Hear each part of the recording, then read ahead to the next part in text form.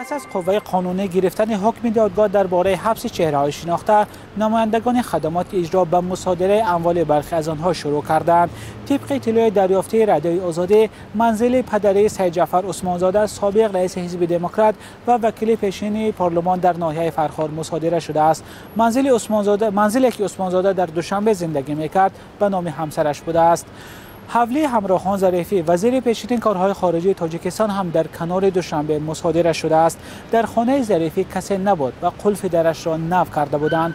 چند همسایه ظریفی در صحبت حضوری به خبرنگار آزادی گفتند روز 14 اپریل نمایندگان مقامات به حولی او آمده به اهل خانواده دستور دادند که خانه مصادره شده است و آنها باید منزل را ترک کنند. بنا به معلوماتی که دسترس رادیوی آزادی شد، نمایندگان خدمات اجرا شام 15 اپریل به منزل اکبرشاه اسکندرov سابق رئیس شورای عالی تاجیکستان و مدت اجرا کننده وظیفه پرزیدنت تاجیکستان آمده به نزدیکان او گفتند که تا 2 روز آینده خانه را خالی نمایند. 2 ماشین اکبرشاه اسکندرov هم مصادره شده است. منزل احمدشاه کاملزاده معاون پیشین رئیس حزب دموکراتی تاجیکستان هم در کنار دوشنبه خالی است. همسایه ها در صحبت حضوری به خبرنگار آزادی گفتند روز 14 اپریل نمایندگان خدمات اجرا به این خانه آمده به پیوندان کاملزاده فقط 3 روز مهلت دادند که خانه را خالی نمایند. هیچ یکی از نزدیکان محکوم شده ها در این باره صحبت نمی کند. نمایندگان خدمات اجرا هم برای شرح مسئله مکتوب طلب کردند. پیوندان برخی از محکوم شده ها با شرط فاش نشدن نامشان به رادیوی آزادی گفتند از قرار مصادره اموال شکایت خواهند برد.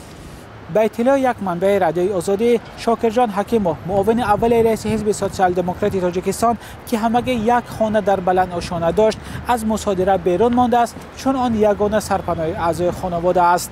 روزنامه‌نگار رخشانه حکیموف یگان خانه یا اموال نداشته است. 200,000 سامانه که در صورت حساب رخشانه حکیموف بود از سوی مقامات حبس شده است و سرنوشت بعدی این مبلغ معلوم نیست.